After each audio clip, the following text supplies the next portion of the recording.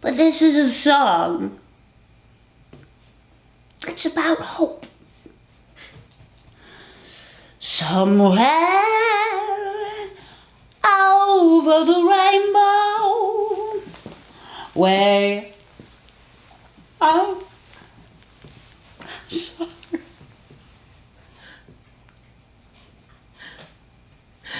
Somewhere over the rainbow. Way up high. Oh, you're not gonna forget me, are you? Never, Judy. Never. That's a good idea. Ooh, clang, clang, clang with the trolley. Ding, ding, ding with the bell. Hi, I'm Emily Clark. Hi, I'm Megan Allison. Yeah, and we just saw Judy. I'm gonna put this away because this is a lot. You don't want to hold it through the whole She has that video? microphone during the whole movie. It is based on the last year of the life of Judy Garland. Yeah, it's basically her London shows that she did. Yeah, so let's talk about Judy Garland for a second. Oh my goodness. Oh my God, So where much to start? to say. So here's the thing about Judy Garland is that even if you don't really know anything about Judy Garland, you know Judy Garland. Yeah. She's like on this level with like Marilyn Monroe and like Elvis, like these people who are like so freaking famous but then died tragically young. I mean, people still dress their children like Dorothy Gale for Halloween every year. Like, so you know her, like, and everyone knows her as Dorothy from The Wizard of Oz, from the film of The Wizard of Oz. Her singing Somewhere Over the Rainbow. It's iconic. Mm-hmm. You just hear that octave jump, the da-da-da, and you're just like, oh, chills. Yeah. But Judy Garland had a very long career in show business. vaudeville. Yeah, if you want to talk about like child stars who were messed up by Hollywood, like she was the original one. Like they messed her up So many things. really good. So she was part of the Gum sisters. Her name was Frances Gum, and they were a vaudeville act. And they somehow made it to Hollywood. Well, yeah, based off her voice for the most part. Yeah, so like when the talkies became a thing in like 1927, 28, I think, that's when all the stars from like Broadway and vaudeville were like, we're going to Hollywood because this is a way better bet. So they did, and so a lot of vaudeville stars became movie stars, and Judy changed her name and she became a little star. I think her first big hit was that song, You Made Me Love You, where she's singing to Clark Gable. So she's like this little teenager singing this like love song to dreamy Clark Gable. Which who wouldn't want to do that? It's a little weird. inappropriate, It's a weird song, but if you do it without the intro, it's a really pretty song. And so she was part of the Hollywood system. She did like a million movies with Mickey Rooney. So many. And they were like best pals, and they were always like putting on a show in a barn. Yeah, it happened a lot. Yeah, they were always like, what are we gonna do? Hey, what if we put on a show? Oh, really, Mickey? You think we could? It's kind of like how we produce shows. I don't know what took her to the next level. Like, she was still kind of a pubescent when she did. There was the whole search for Dorothy, though. Yeah. I mean, that they touched on it in this film as well, which made me happy. It was just so briefly touched on. Yeah. Because for so many years, it was like, oh, well, it's going to be Shirley Temple. It was going to be a Shirley Temple vehicle. And then they gave it to Judy Garland because of her fucking voice.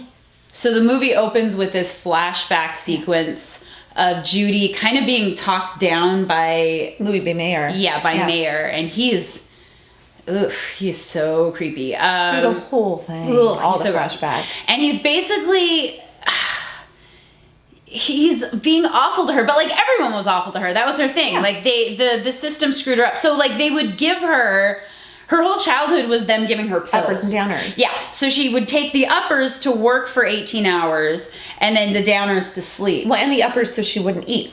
There was a scene in this movie that made me so upset. Yeah. Where she is at a diner with Mickey Rooney. Yeah. And they have cheeseburgers in front of them. And it was Louis B. Mayer's assistant. And Judy goes to It's like a photo op. Yeah, she goes to take a bite of the burger and she gets yelled at. She's like, no! Like, you cannot eat that burger. And Mickey's like, Jude, we're pals. No, let me slip you this pill. She's like, I'm just so hungry. Let me slip you this pill. It'll take the edge off. Like, yeah. So Judy had so many problems. She was on pills her whole childhood. She was worked to death. She was underfed, like she didn't, and she was way too skinny. yeah, and so the whole thing was like she wasn't this like classic beauty. She was the girl next door. That was her whole appeal. She's perfectly beautiful, but like they used it as a tool to like keep her in line, because they were like, you're no like movie star. Yeah. What you have going for you is that voice, so don't lose that voice. You have crooked teeth and you have fat ankles. They kept telling her that. Yeah. And then she became this troublemaker on her movie shoots eventually. Like, she was working for MGM like her whole career. And then the last few movies she did, she was just like a total mess. One of the last movies she did was Summer Stock. And she was like overweight the whole movie. Watch the movie, she looks totally fine. But like, she's just not like rail thin. And then after the movie had shot, they were like, oh, we don't really have like a big Judy Garland set piece number. So you know what? Take her and like give her a bunch of pills and like take her to a fat farm for a couple weeks, have her come back super skinny.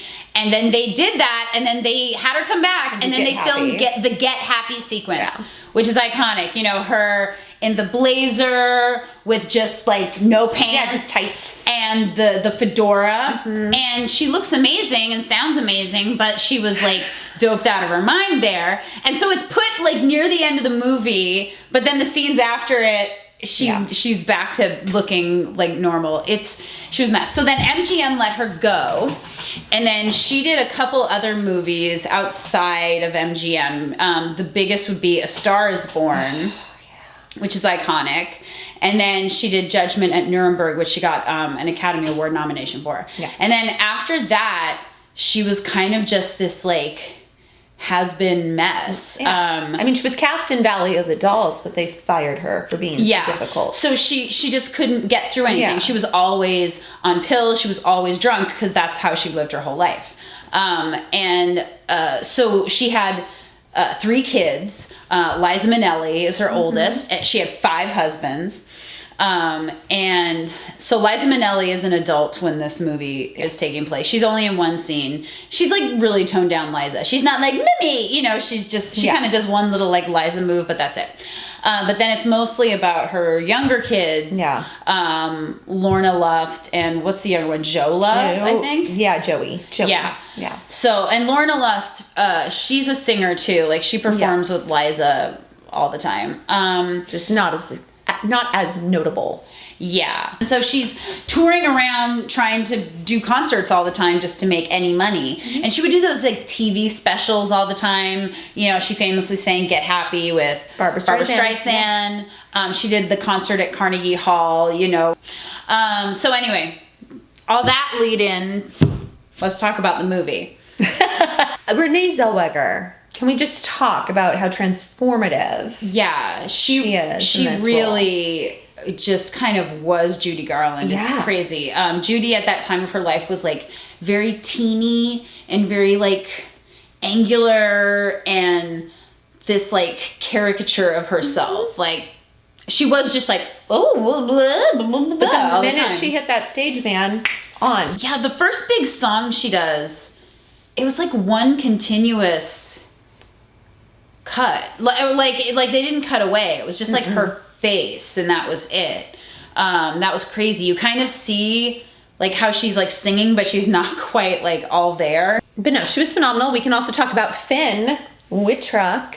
Yeah, so Finn played her 5th husband, Mickey. I've known Finn since high school. My brother and I were in a theater company with him. We've known him for a long time, and now he's become this like celebrity, and it's crazy. And now he's playing Renee Zellweger's husband, and he's like a total doof. Like, I mean, his character. I mean, like Mickey is just a total doof. He's just like when he shows up on the dining cart. Oh my God! Like you're kind of just like, okay, so yeah, sure, Judy, here's your pastime. Oh, Rosalind Wilder. Ooh, okay. Eddie Redmayne of the film. Yeah, the Eddie Redmayne of the film. So this movie had, the framing device, or not the framing device, the story is that she is doing these concerts in London because she has to make money. So she has like a girl who's like helping her out the whole time, like her like assistant. Yeah. And her name's Rosalind, and she's definitely the Eddie Redmayne in My Week with Marilyn. Like, she's kind of like, helping her out the whole movie, and then when she sees her perform, she's like, huh. Yeah, and then when she sees her behind the scenes, she's like, oh, wow. But in the end, she's like, here's cake. And you want her to eat cake so bad because she is like, eat some cake, Renee Zellweger. So this is a weird connection, which I don't know why they cast it this way. So Lorna Luft, her little daughter, is played by Bella Ramsey, who played Lyanna Mormont on Game of Thrones. And she's like this fan favorite character who is like this little tough little queen, but she's got this thick accent. It's very, very thick. And she sounds like Jon Snow, but like a little girl. And in this, they like have her play Judy Garland's daughter, which like is fine, but you hear her accent coming out because she's a child doing this American accent. So it's like she's fine, but it felt kind of like, why? Okay. I love her. She's a great kid. I guess she kind of looked like Lorna Luft a little. Kind of with Michael Gambon's in it too, but like he doesn't really do anything either. Oh, and there's Rufus Sewell. Yeah, like Rufus Sewell is playing her ex-husband, Sidney Luft. He has a few good scenes. Like all the scenes he's sitting there going, Judy, what are you doing, Judy? Judy, the kids need this. They need to stay with me. Judy. And she's like, no, I'm not taking my kids. It's great. They definitely paint her as someone who really wanted to be a great mother. For sure. Okay, so there's a couple scenes in this movie that couldn't possibly have happened, but they feel like apt fictionalizations that kind of represent her life. So there's two scenes that make me think of that. So there's this scene where she like befriends this gay couple who are obsessed with her. I love this scene. It's pretty great. And she kind of is like, you want to go to dinner? And they're like, okay, Judy Garland. And they go to all her shows. And then they end up like, she ends up going back to their place. And they try to make her an omelet. And it's like really bad. And then they just hang out, and the guy, like, one of them falls asleep, and the other guy is like, they locked him away for a bit because, what we were doing was illegal, but now it's not anymore. And then he's sitting there playing the piano, and she starts singing Get Happy. And then they're very sad because Get Happy is such a sad song. It really is. And that was really neat because Judy Garland is a really important figure in the gay community. Yeah. She always has been. That's why they say you're a friend to Judy. Yeah, friend to Dorothy. Or friend to Dorothy, sorry. Friend to Dorothy. But like, it's this long-standing thing. And a lot of it is because besides all the obvious things, like she's so amazingly talented, it's that underdog thing. It's that she really kind of had to work so hard her whole effing life. Since she was 2. The first time she sang on stage was when she was 2 years old. And then at the very end, there's the part where the audience starts singing. That's when I really started losing my... Okay, so wait, you have to tell what happened. Explain it. Well, I mean, she asks if she can perform because she wasn't supposed to. This other guy who was like, I mean, everyone bought tickets to see Judy Garland. But she was such a freaking mess the other show. They're like, no, you're done. We're putting this other guy on. And then she's like, well, I didn't get to end this the way I wanted to. So would you mind if I sang just one song? And the guy's like, yeah. Sure. You know what? Sure. But so she finishes singing her first song. And then she's like, well, I think I got one more left in me. And then she turns around and starts singing Over the Rainbow because they weren't going to end this movie without... I couldn't believe it took that long. I was like, we gotta get there. Yeah. But then she can't get through it because she starts crying. And the thing that I loved about Renee Zellweger is her voice in general is not the best voice. But what she captured out of Judy's voice is the heartbreak. And that's what everyone loves about Judy Garland. Yeah. Is her voice had so much heartache in it. And that's what she has. And she has that frailty and kind of the raspiness that Judy had at the end of her life. Yeah, like her voice doesn't really sound like Judy Garland's, but like it worked. The quality of it And she threw the warble in, because Judy had that vibrato that as she got older turned into like just a warble, like that kind of thing.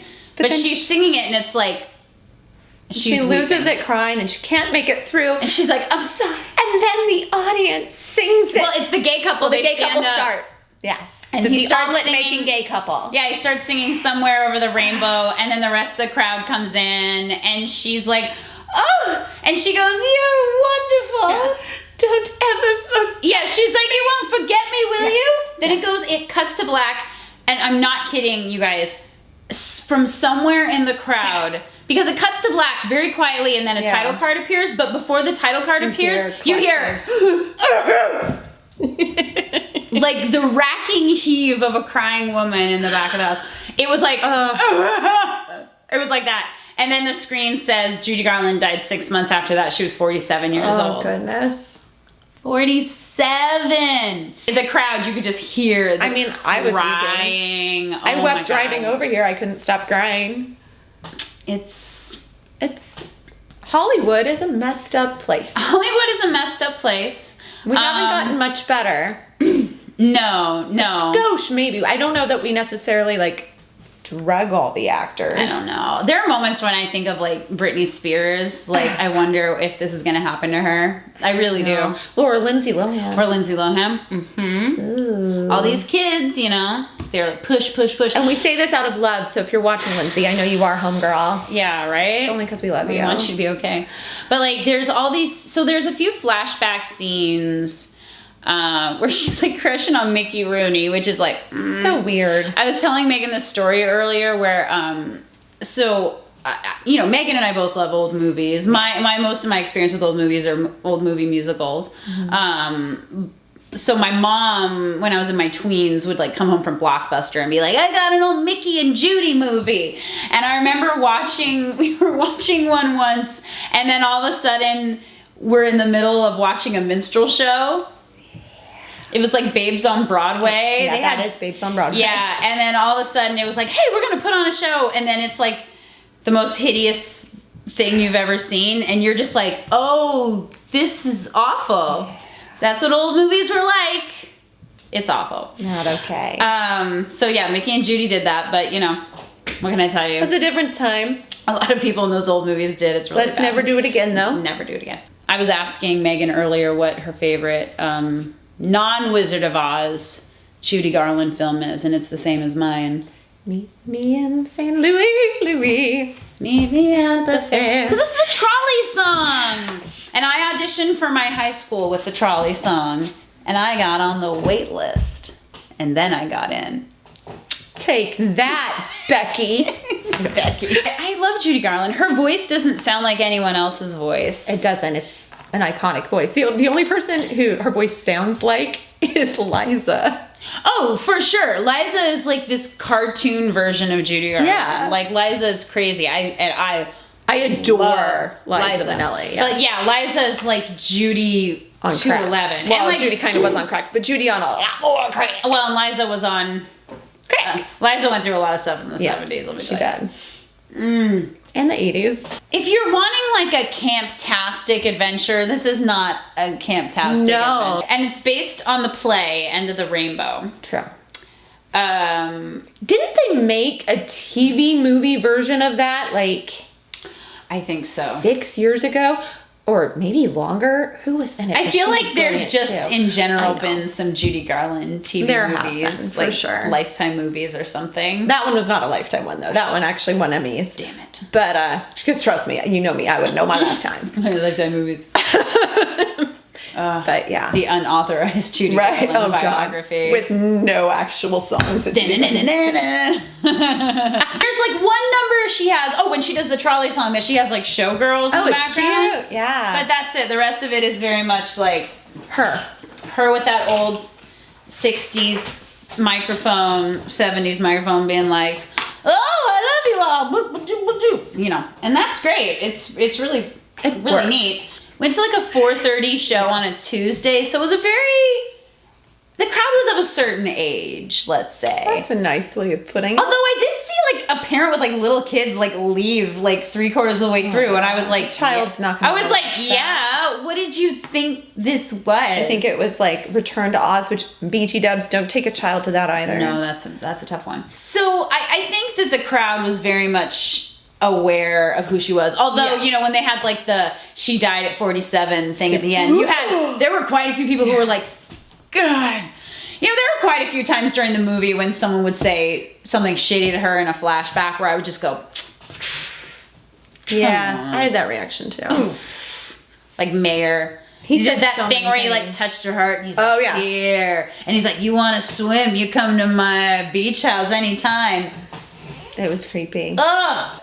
Renee Zellweger.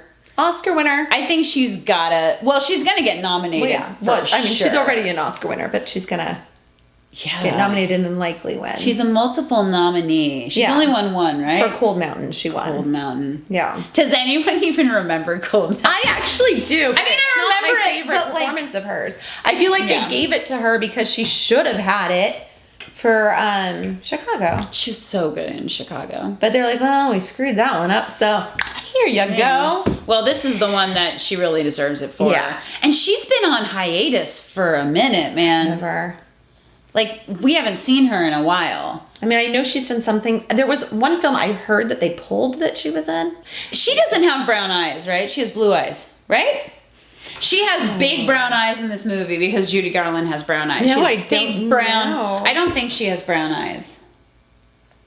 I don't know. If you know, drop that in the comments. I'll look it up and I'll cut it in if I'm incorrect. I'm not sure, but you can let us know too. So I recommend it if I feel like you got to be kind of into this kind of thing. Obviously, yeah.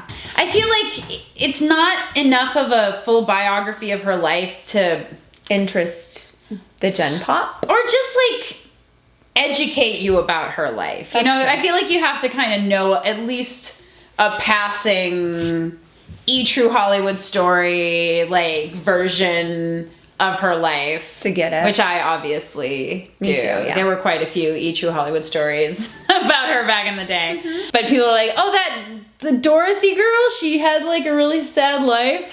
She did. She really did. So I would check it out. I think you'll like it. I think you'll be very wowed by Renee Zellweger. I feel like if you've made it through this vlog, you're probably like the target audience for it. Finn is great. Well done, Finn. Good on ya. He has this great line where he's like trying to impress everyone at the bar, and he's like, Judy Garland and the Rolling Stones, come on, it could happen. And Judy's like, I'm into it. And everyone's like, shut up. And then she's like, you don't think I could do it? Shut up, Mickey. He's such a doof. Yeah, and she's like really fast, like, let's get married. It's like, Judy, ugh. It's so sad. She just wanted love. And she's in that like blue wedding dress, little pillbox hat. And I remember the original photos of it, and she looked like she was like the teeniest little thing. She was 47. She looked like she was so much older. Maybe it just seemed that way to me when I was younger watching True Hollywood Stories. I was like, 47? How could anyone be that old? I mean, that did seem old when we were younger. It's like 10 years older than us. We're just about there. But you know what? I think we look pretty damn good. She's gonna pop another one of these. I need something to help me sleep. I like her hair. I like her Judy hair. I mean, the hair I think was a wig. I'm pretty sure. Oh, yeah, that's true. There was one point where I could tell that it was pulling a little, but that's because I look for stuff like that. But you won't notice. Yeah. So I think you'll cry. I think you'll feel the feels. If you have any emotional connection to Judy Garland whatsoever, you'll definitely you cry. owe it to yourself to see this. If you've seen more than just Wizard of Oz, if you've seen Meet Me in St. Louis and, you know, Harvey Gals and Easter Parade, and oh my God, Summer Stock, so many great movies. She's been in so many. Any of those Mickey and Judy ones, skip the minstrel show one, please. Yeah, don't do it. They're all fantastic. So And her later works too. A Star Is Born. It's great. Ooh, it's the second A Star Is Born. There's been four of them. It's the second, yes. It's the second one. It's the first musical version. Yes, of A Star Is Born. And she got a lot of critical acclaim. Yeah, for that The Man one. That Got Away, which rips my heart out. Oh, she's so amazing. We love you, Judy. We do. So, love you, Judy. My advice: take out those ruby red slippers and go see this movie. Click, click. You can't see it under here. She's doing click, it. click. We get your troubles, come on, get happy. We gotta chase all your cares away. Shout hallelujah, come on, get happy. Get ready for the judgment day.